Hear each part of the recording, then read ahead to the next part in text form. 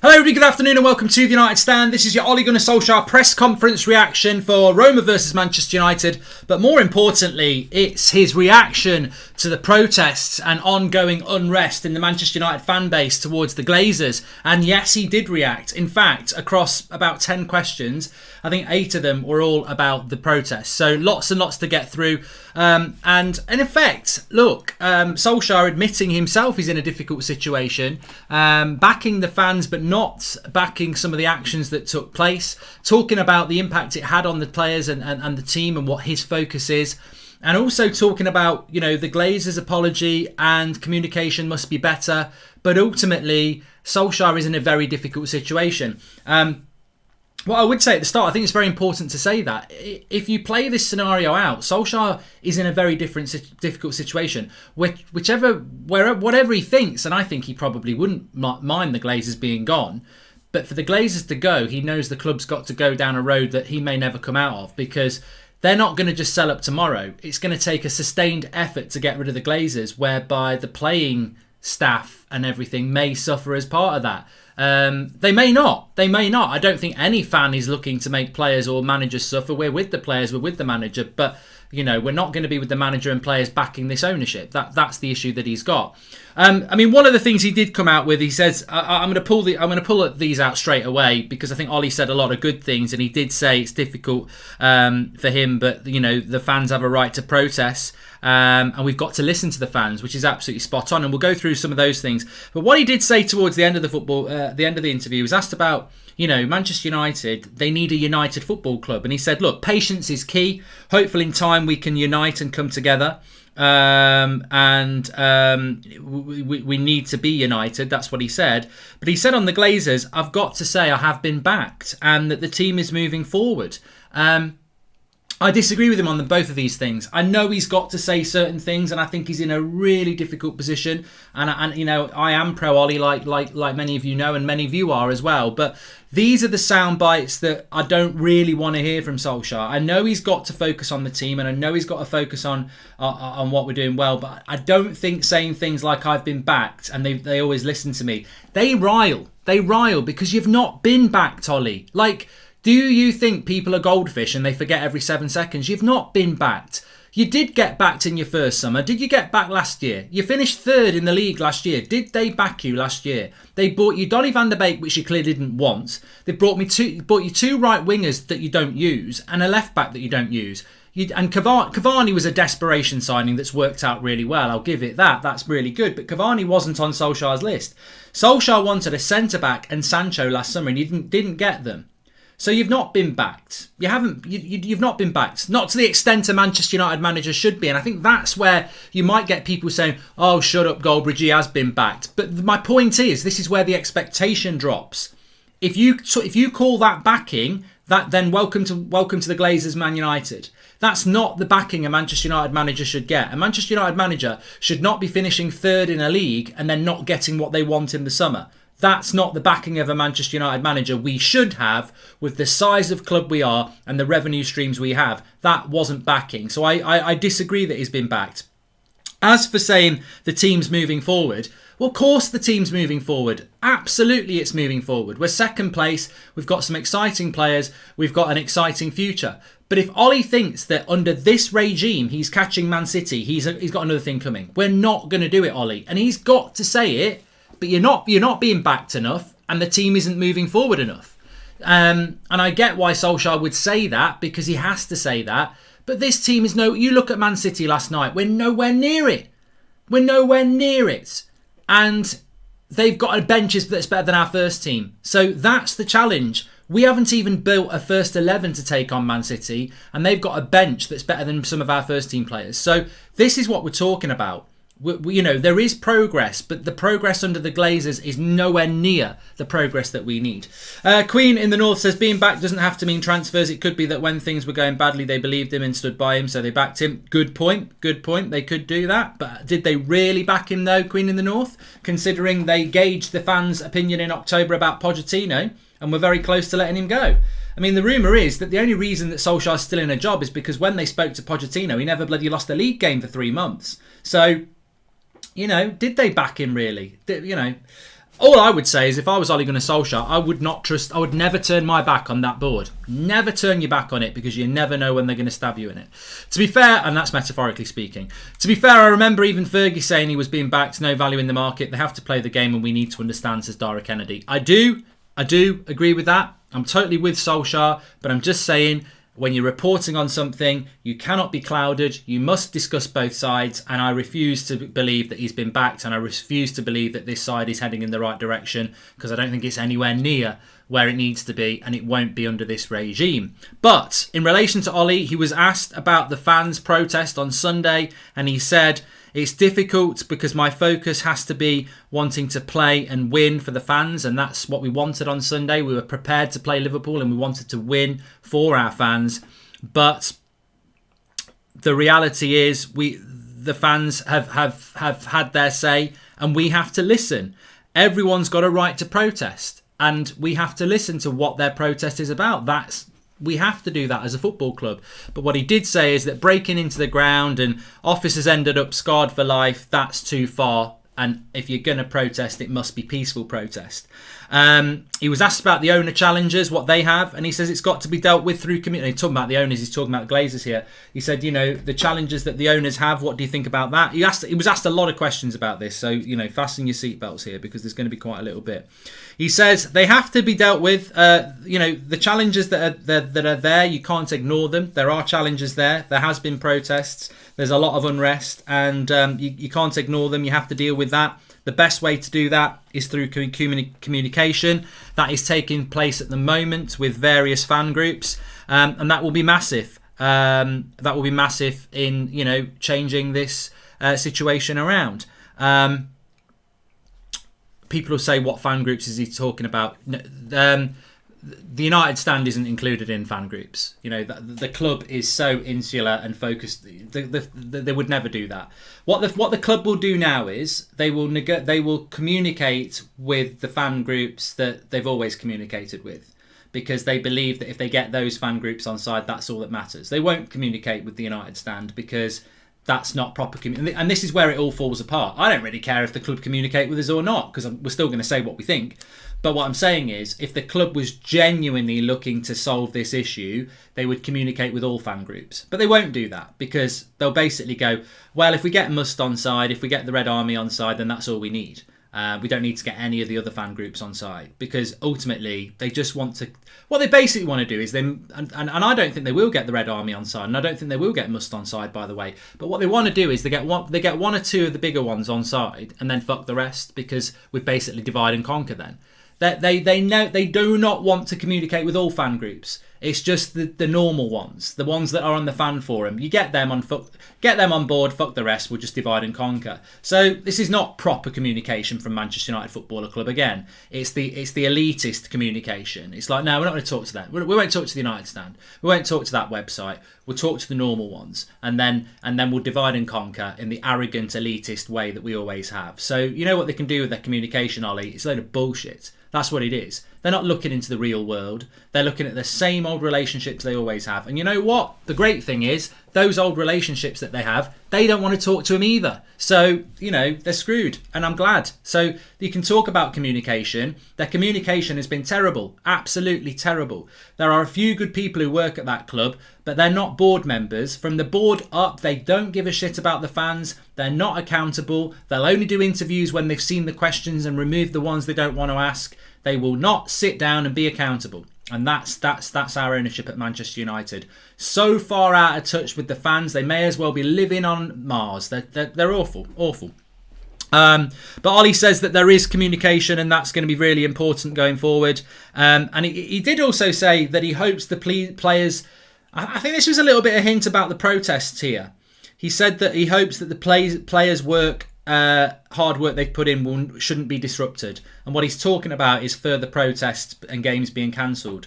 But you know what? For some United fans, not a penny more is a statement. Glazers out is another statement. You play when we tell you to play is another one, and that is a strong statement at the moment with some United fans. That look.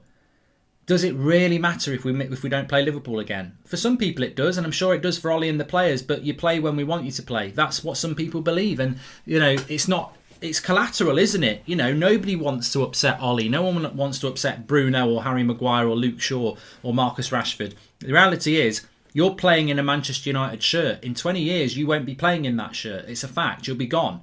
But the fans will still remain. And there might be an opportunity now that if we sort this out properly, then our children and the next generation won't have to go through the shit we're going through at the moment. So, you know, 1 or 2 games getting cancelled may not be a problem for some people in their mindset. We'll have to wait and see. But Solskjaer obviously has a job to do, and I do appreciate that. You know, he's trying to prepare a team to... He was asked this question, actually. Are you disappointed that a potential Europa League final, your first final after however many semi-finals, could be overshadowed? And he said, well, I'm focused on football, but I have to appreciate the right to protest. It has to be peacefully done. You can't be breaking in, or when it becomes police matters, you know, it's not helped by those certain individuals who make that. But, you know, there's an element of truth there. I think people will be very happy tomorrow. I think they'll be very happy tomorrow. When I'll be very happy. I don't need to judge what you think. I'll be very happy tomorrow when we're in a final. And, you know, there will be excitement about playing the final. Of course there will. But it's not the same. And if I was Solskjaer, I would be a little bit disappointed. But it's not the same as, you know, if we were all happy like we were a few weeks ago, and, you know, unfortunately a lot of us were happy a few weeks ago, even though we're in the same situation we're now, because this is where the Glazers will take their hope. They'll be like, well, 5 weeks ago no one was even talking about us getting out. It's the Super League thing that sparked it. So if we can just move past that, we can get back to where we were 5 weeks ago. I would hope not. I would hope that, you know, the United fan base has woken up to the fact that this needs to change, and you know, we need to stick on that path. But there is no doubt that the final, will be happy about the final, but it's not the same as, you know, not having this Glazer thing there. So, you know, Ollie's aware of that, and he's obviously spoken about that. He was asked about further protests message, because there is talk about further protests, and Solskjaer was asked about that. Steve Locke says, Glazers clearly don't give a crap about their business is going up the spout, just sunning it up in the US. Great businessmen, not, says Steve Locke. And could you check out what I sent you on Instagram, as I think it's a good idea and help out. Instagram is Ali Morgan, says Ali Morgan. I'll have a look at that for you, Ali Morgan, yeah. I'm not very good on Instagram, Ali. I'm terrible at finding people's messages, so I'll do my best, though. Thank you very much for letting me know about that. So he was asked about further protests, like I said, and Ollie said, we want to listen, but please do it in a peaceful manner. We must communicate better. Apologies is a start, and our fans want... yeah, I mean, look, he spoke a couple of times about apologies. Where is this apology then? Is this the letter that Joel Glazer had somebody write for him? Because that's not an apology. That's not an apology. His brother has been approached twice and asked twice for an apology, and he's ignored him. So I think Ollie's being briefed unfairly here. For Ollie to have to come out and say, well, an apology's a start, literally a few hours after one of our owners has just snubbed a journalist for a minute, constantly asking him about his thoughts. Where's the apology then? We have a letter from Joel Glazer 10 days ago, which is the most scripted apology I've ever read. And yet, when they've been faced up by journalists, it's a no comment. I don't think we can take it as an apology, Ollie, to be fair. And so it's not really a start. But he did say that he's had a personal apology. Apparently, Solskjaer's had a personal apology. But look, he said that we must communicate better. Communication seems to be the message here. Communication is a must. And this is something Ollie mentioned probably 3 times in the whole interview. What is communication? I think that communication is spin. I think that's the communication. I think some people might be watching and going, what is this communication then? If the Glazers never communicate with the fans, and the board are basically puppets of the Glazers, and they don't really communicate with the fans in an accountable way, what's this communication strand that Ollie keeps talking about that he's obviously been fed by the board? This communication strand will not be direct communication. It will be scripted press releases and letters. It will be closed shop conversations the board have with these pre-agreed fan organisations like Manchester United Supporters Trust, etc. But the vast amount of communication, in my opinion, will be spin. It will be, we're buying this player, or it will be, we are buying this player. It will be manipulation and spin. That's what it will be. I think that's the communication they're talking about, because I think they believe that if they just ride this storm long enough, calmer waters will come and they'll be able to get back to normal. So I think that's the communication they're talking about. They will try the old tried tactics, release a nice looking kit, get linked to a load of players and sign a good player, and talk about future planning. We're going to invest. And the thing is, even if a statement came out from United now that we appreciate that we've not communicated well in the past, we're building something with Ollie. We've come second in the league. We've got a Europa League final. We want to win trophies. We're going to prove that this summer by investing in the squad, and we're going to do that in future years. But this has already been said every year for the last 15 years. So, but I think that's how they'll communicate. If they back Ollie, why didn't he know about these European Super League, says Lesedi? Exactly. He was also asked about should the Glazers directly speak to the fans, and he said, look, they've apologised to me, they've done it to the fans, things are ongoing, it's a difficult situation for me, they listen to me and they listen to the fans, but they've got to communicate. We do need to communicate better. I mean, that's probably not Solskjaer's best reply in the press conference, but you've got to understand that he's getting an onslaught of questions about this. And again, look, let me just say this as well. Solskjaer's being asked the questions because he's the only... Mourinho said this. At Manchester United Football Club, he couldn't believe how, as the manager, there's nothing above you. You take every question about stadium expansion, about scouting networks, about signing players, about directors of football. You take every question as a Manchester United manager. And he said, there's nobody above you at United who's accountable. It's just you. And we've seen that again today. Solskjaer's being asked about whether the Glazers should apologise. He's the manager of the football club, employed by the Glazers, but also the figurehead to the fans. What a horrible position to be in. Should the Glazers be apologising to the fans? Well, he's a legend to the fans, as the manager is the focal point, but he's also employed by the Glazers, because this cowardice, I feel sorry for Ollie today. Cowardice from the board and above. You look at Dortmund. I barely know who the Dortmund manager is, because it's always Zorc or is it Wasker talking. The same with Bayern Munich. Not only do they run their clubs better in relation to fan representation, they have structures within their clubs where people who are not the manager will come out and talk about things that they should talk about. Transfer strategy, structure of the club. But what have we had today? Solskjaer having to answer questions about these incompetent, greedy, stubborn people who will not take any responsibility, but take with the money. It's a disgrace. Solskjaer should not have to answer questions about whether the Glazers should apologise or not. He's a manager of a football team. His job is to win games. And therefore, that's his interaction with fans. He should not be talking about greedy cretins who have lied and betrayed the name of this football club and football in general. He shouldn't have to answer questions about that. They should be doing it. What have they done? They've put a bloody letter out. That's it. So, when Ollie gets asked the question, should Glazers speak directly to the fans? I bet he's thinking, yes, they bloody should, because I shouldn't be answering these questions. It's not fair. But look, they've apologised to Ollie, apparently. Ollie says they've done it to the fans and that they listen to the fans. There is absolutely no evidence that they listen to the fans. They don't listen to the fans. They listen to the bloody bank balance as it beeps and loads up on their bloody laptops. I don't want one person to buy Manchester United. I think you should only be able to buy 15 to 20% shares at max, so there will be more than one owner, says Harolda. Yeah, I mean, I agree with that. I would love to see, if we're going to have private investment, I would rather the private investment was, levelled off at a certain thing so that you can never have more than 50%. Annie says, Mark, you said if Ollie continues with McFred next season, you'll be Ollie out. Are you still gonna do it after all this? That's a very good question, actually, bringing a bit of football into it. I have said that, in a footballing sense, I don't think Man United can ever win anything major with McFred. And I don't count the Europa League as a major trophy. I know it's a trophy, but it's a Poundland Champions League, and it's nothing like the Premier League. They're the major trophies for me. But, look, I don't feel like the midfield issue or the centre-back issue is an issue for me at the moment. We've got far bigger issues. So, look, patience is key. Solskjaer spoke about patience as well. Patience will be key, and it's how we adapt to that. But my stance at the moment is that, Ollie is not the issue, and it wasn't an issue for me anyway, but he's definitely not the issue.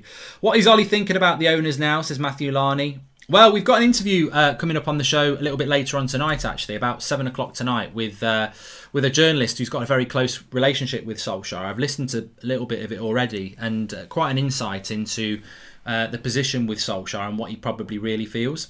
Mark, I'm a plumber. I can fix the leaks at Old Trafford, says Mikael Roach. Yeah, don't do it, mate. They won't pay you. That check's going to bounce. So, I don't think the fans I don't think the Glazers listen to the fans at all. But Ollie says better communication is needed. There are some football questions, yes. And also, he was asked about... we've spoken about that. Ollie. Look, I think my interpretation of Solskjaer is this. Mark, any comments on that guy tweeting? Thanks for his number. What's going on? Says Soup Powerful 038. There's nothing going on in that, mate. I mean, we can talk in riddles as much as you like, but there's nothing that's going to happen with them. That's just normal, selfish person trying to do something for himself. He's got no intention of making an apology for wishing I was dead or anything like that. So, no, there's nothing going to happen there. So, they've apologised. I mean, they've done it to the fans and things. Okay. So, look, just a little bit on the game, because there was only a little bit. He was asked about Roma. And he said, look, I've seen bigger comebacks than this. So, we've got to be wary of Roma. He was also asked about Cavani and the next season at Manchester United. Cavani looks like he's going to stay now, but Ollie's saying that basically good conversations. The decision is still with him. But if you look about what he, after the Roma game, I've spoken to him, scoring goals at Old Trafford last week against Roma. I said to him, if you've enjoyed that, imagine what it's going to be like in front of the Stretford end. This is something that you've been at Man United for a year, but you've not really been at United. You need to play in front of the fans. So I think there's a positivity around Cavani. There's a desperation, let's be honest. I mean, look, I'm always looking for different strands at the moment. And our focus at the moment is obviously on the ownership. But is this not evidence of the ownership? We are begging Cavani to stay. And look, Cavani scored some good goals this season. And look, he's convinced me. I think he's a fantastic player. But he is going to be 34 or 35. He does have an injury problem. And he will only be here for one more year anyway. It's short-termism, 100%. It's a plaster over a wound that's going to be back in a year's time. And United are desperately trying to get him to stay. You could flip it the other way and go, well, this is just a demonstration again of how crap we are under the Glazers, because actually, do you think Chelsea would be doing that? Do you think Man City would be doing that? No, they wouldn't. So we get all this conversation about progress and building a team and we're heading in the right direction, but actually we are begging a striker to stay, as good as he is. We're begging a striker to stay that Pep and Tuchel and probably Klopp, well, maybe Klopp would be keeping him actually, but the teams we're trying to catch wouldn't go anywhere near it. So I would ask the question how this is progress when our activity is always streets behind those teams that we're trying to catch. How can you catch somebody who's sprinting ahead of you and you're stopping to do up your shoelaces? And that's what it feels like under United. Oh, it's progress because we're in the Poundland Champions League final. Oh, we're in second place. It's progress, and it is progress. But I feel it's ceiling progress. I don't think we're going to go any better than that. In fact, as much as I hate to say it, I don't think we'll finish second next year. I certainly don't think we'll finish first. But look, maybe the Glazers are going to convince us and get the checkbook out. How can you say they care when they single-handedly refuse to apologise in person? Perfect time to do so, says the Irish legend. Yeah, and look, what I personally think Liverpool fans have been betrayed by their owners, but at least those owners have won them a Premier League and a Champions League in the last year or two. And their owner did come out and do a video. I mean, look, I didn't think that video was very sincere from, was it Henry, who's the owner of Liverpool? I didn't think it was very sincere to come out and say, we're really sorry, we should have listened, when you totally haven't listened and you've tried to, betray the whole of the football world. But he did record a video. The damage caused during the process has at least forced the owners to do some renovations in the stadium, says Ashutosh. And what's the Martial plan, says Inni. I don't know that there is a plan for Martial. I think he's back in training and maybe he'll be back next week. Cavani is older than Aguero, yet City let him leave after this season, says Srinvas. Well, I mean, I didn't really want to take it down that road, because I think the positive of Cavani staying is that potentially the money we were going to spend on a striker, because we haven't got a lot of money, could be spent on a more important position like a centre-back or a CDM. But, I mean, let's be blunt here. Aguero is 2 years younger than Cavani, and Pep's letting Aguero go. Now, I don't want to get into the debate about who's better, Aguero or Cavani. I think a lot of people will say Aguero, and I think a lot of people will say Cavani. But the reality is, Man City are moving a Cavani-type player on who's 2 years younger to build for the future, and we're begging Cavani to stay. And, it is another example of, the Glazer way. Forget Ollie here, I'm not talking about Ollie. The Glazer way is basically put a plaster on it and keep making money. Now, that can be in relation to signings. Cavani is a plaster. He might be a very good plaster, but in a year he's gone. And he might get injured a lot next year. Cavani is a plaster. We need a striker, put a plaster on it. Manchester United, Old Trafford needs renovating. Just put a bit of putty on it. There's a leak. Put a plaster on it. As long as we've got the money in and we haven't got to spend out, and that's what it is. That's what it is. Oh, Juan Mata, he's not good enough anymore. Give him a new contract. Put a plaster on it. What, you don't want to buy a new player? No, keep him, because then we're not spending much money. Phil Jones, give him a 5-year contract. Put a plaster on it, and that's the Glazer way. They put a plaster on it, because if you put a plaster on it and you send it out, you still get your money coming in. They never want to spend money to for a better future. It's always about making as much money as they can now. They're grabbing a sponge and they are squeezing it for every last penny they can get without spending. They're the sort of people who have baked beans on a Wednesday night so they can have a bubble bath on Thursday night. That's it's cheap.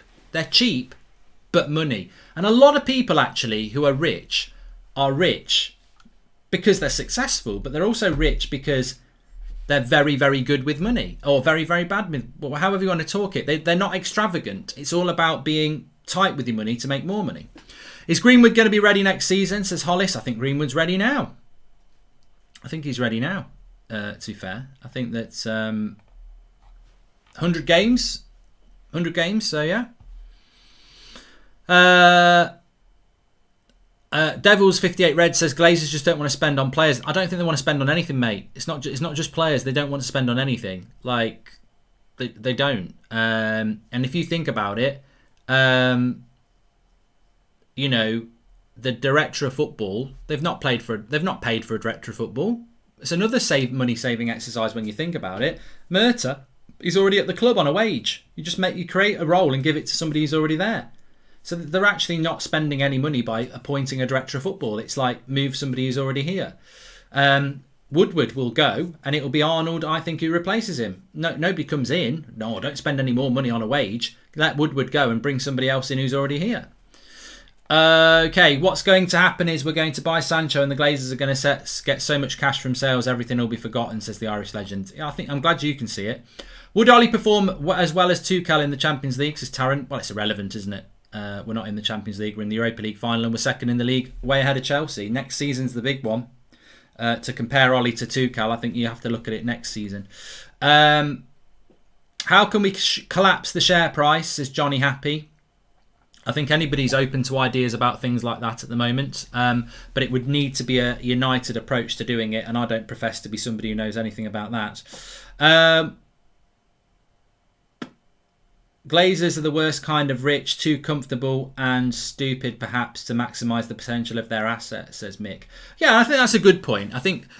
Look, I remember being asked about this a year ago, maybe 6 months ago. I was asked about the Glazers, not when it was as big a topic as now. And I remember saying something along the lines of, look, I always believe in second chances. I think second chances are important. And actually, the Glazers could be really good owners if they showed the appetite to be it. I don't think they're ever going to do that now, and I don't think they'll ever be trusted to do that. But if I was in charge of United as the Glazers, forget the debt for a moment, I would look at this situation. Or if I had the ear of the Glazers, like imagine Ed Woodward's been sacked and I get an email saying the Glazers want to have a chat with you. They've been watching the show and they've been reading the chat and they think you've got some good ideas to turn Manchester United's fortunes around. One of the things I would first say to them is, look, I don't agree with you taking dividends, by the way, but you can still take dividends and we can still be successful on the pitch. But the problem is, what you've been doing for the last 15 years is, all you're bothered about is taking your dividends, and you make bad business decisions. I said, have you ever looked at how much money Woodward's cost you? Like the Sanchez deal, tens of millions of pounds. Herrera's contract running down, £25 million. Like Phil Jones, £20 million. Like these, that's a lot of money. That could have been your dividends for that year. What you need to do is make better have footballing decisions made better. And what I mean by that is, stop making bad decisions around contract renewals. Stop making bad decisions about wages on players that aren't good enough. Also, more importantly, expenditure will make you more money. If United finish deep in the Champions League, you make more money. If the team is a better team, there'll be more interest in the team and you'll make more money. But they're not interested in that. It's business people making business decisions all the time. It doesn't work with football. You've got to have football people involved in football. Edley says there should be more protests, and no update. I can't give you. You've got to stop asking me for updates on the petition, Advath, because I don't work for the government. The petition's gone in. The government need to do what they're going to do. But I tell you what I will say is, the government aren't going to pick that petition up and go, right, 50 plus 1 tomorrow. It's going to be a long process. Team share, viewer share dropping. Don't buy anything from Manchester United, says Captain Jack Sparrow. Short-term pain for long-term gain. Don't buy kits, says Danny Atkins. Well, I've seen a lot of people on social media today posting up pictures of them cancelling their MUTV subscriptions. I've seen a lot of people that are, leaving reviews on sponsors, that are replying to a lot of the sponsors every time they put a tweet out or something and saying things like, you're funding the Glazers, please stop. You don't need to start doing. I said this last night, actually. I don't think I said it on the United Stand. I think I said it on That's Football, so I want to say it here. One of the big impact points of this protest has been getting Liverpool versus Manchester United cancelled, right? And one of the big things, I should have said this at the start. This is huge, actually. Right, so one of the big things from the protest on Sunday was the game being cancelled between Liverpool and Manchester United. And one of the big things that Manchester United fans have been hit with since then is, well, that happened because you got on the pitch, which is vandalism, it's trespassing, people got injured, and they've tried to undermine the protest for that. What they don't realise is, and it took me a bit of time to think this through, getting on the pitch had a big part in why the game was cancelled, and getting the game cancelled made the protest even bigger. So you sort of stuck in that dilemma of, well, ultimately they shouldn't have broken into the pitch, really, should they? But they got the game cancelled and it sent a big statement.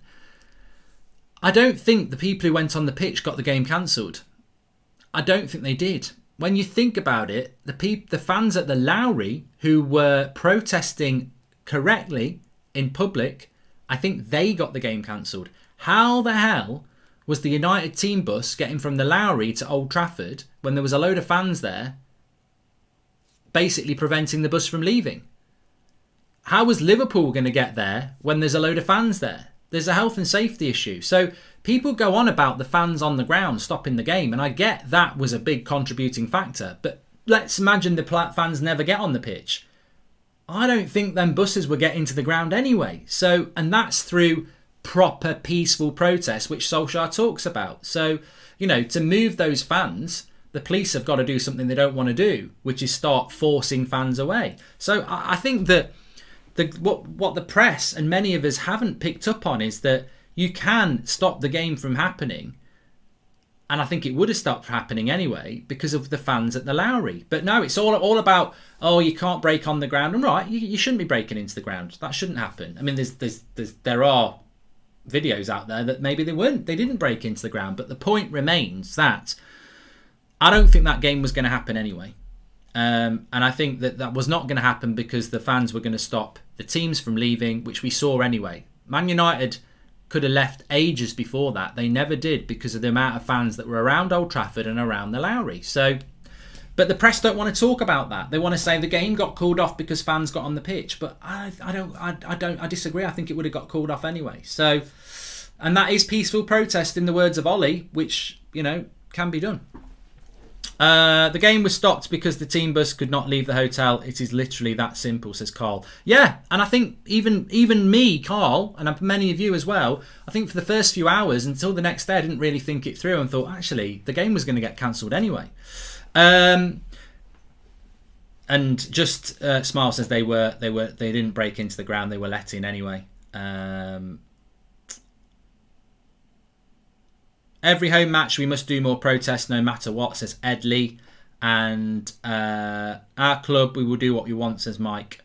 I do think that everybody can get involved now, though. I don't think there's any excuse for everybody to get involved. I know, if you're not in the UK, you can't necessarily get to Manchester and do protests and things, but I do think that the door is starting to open up, and I know a lot of you want to walk through that door.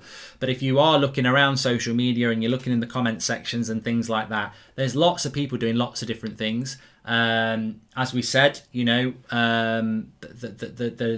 the movement I was talking about this morning, Not a Penny More, which is basically about sponsors of Manchester United basically funding the Glazers. They are sponsoring Manchester United because they want us to buy their products. Well, they need to wake up and smell the coffee that actually they're funding the Glazers and that Man United fans don't want the Glazers. So therefore, sponsors need to stand up themselves and start, imagine if a sponsor withdrew. I don't know how they do it, but imagine if I tell you what, I'd buy a bottle of that red wine that sponsors Man United if they pulled out. I'm sure we all would. I don't know how they pull out, but I tell you what, I don't even know the name of the red wine company that sponsors Manchester United, and I won't be buying a bottle now. But I tell you what, if they pulled out, I'll buy a bottle, and I bet a million other fans will buy a bottle. So there's your incentive. Same go. I'm not going to buy a Chevrolet because I can't afford it, and I don't really like the brand of the car anyway. And then they're not our shirt sponsor anymore. But I'll get my energy through Aon if they pull out. So it's one of those, isn't it? These sponsors, it's. I'm never going to pronounce this. Mike Thomas says the red wine sponsor is Cancellation El Diablo. I know which one you mean now. But, sponsors have a responsibility as well. Every protest or movement is an opportunity. Do you want to be on the side of the Glazers or do you want to be on the side of the football fans here? I don't know how easy it is to get out of sponsorships, but... I think that there's a lot of things that can be done. It's Aon, not Eon. What do Aon do then? Eon's electricity. I'll buy my electricity through Aon. It's Eon who do that. What do Aon do? I don't even know what most of these people do. Cadbury sponsor United to get different chocolate. Yeah, I've always preferred Galaxy over Dairy Milk. F off Dairy Milk. F off. Galaxy's better than you. Someone will tell me Mars do something bad now. Aon is in insurance. I'll get my insurance through Aon if you piss off and leave United and do all that. Adidas. I tell you what, it's getting harder and harder for me to find clothes to wear on the United stand, but you'll notice I don't wear my Adidas stuff anymore. So yeah, it's we can all play our parts. We can all play our part. But look, ultimately, I don't know the person who started the Penny More thing, but they're absolutely spot on. That letter that they put out, which I've retweeted on my account this morning at Mark Goldbridge, if you read that letter, it's absolutely spot on. And it basically says that you're not funding Manchester United, you're funding the Glazers, and therefore you're an enemy of Manchester United fans. So please do the right thing and get behind the Manchester United fans, because that's who you're sponsoring. Every sponsor really wants the eyes of the fans. If you're a red wine, if you're an insurance company, if you're a car company, you're only sponsoring Manchester United because you want Manchester United fans to buy your product and go, ooh. Well, we're not. We see you as sponsoring the Glazers. So, get on side with the United fans. Anyway, look, thanks everyone for watching. Please smash a like on the video and make sure you are subscribed. I'll have to start wearing my Boohoo stuff and Nike. Yeah, but the thing is, I really like Adidas and I actually do like Cadbury's, but I'm disappointed in them because they're funding the Glazers. And they should be on the side of the fans here. We're getting screwed over. So there's bigger things that can happen, I'm sure. Anyway, we're back again. Very good interview coming up this evening about 7 o'clock with Per Carlson, who does the interviews with Ollie a lot in the press conference. Spoke a lot about Ollie. Do not miss the video at 7 o'clock tonight. You're going to love it because Per gets on really well with Ollie and gives an insight into the situation Ollie's in and the conversations he's had with him. Obviously, both Norwegian as well. He's known him for years. Thanks everyone for watching. Check out that at 7 and stay safe and let's keep at it.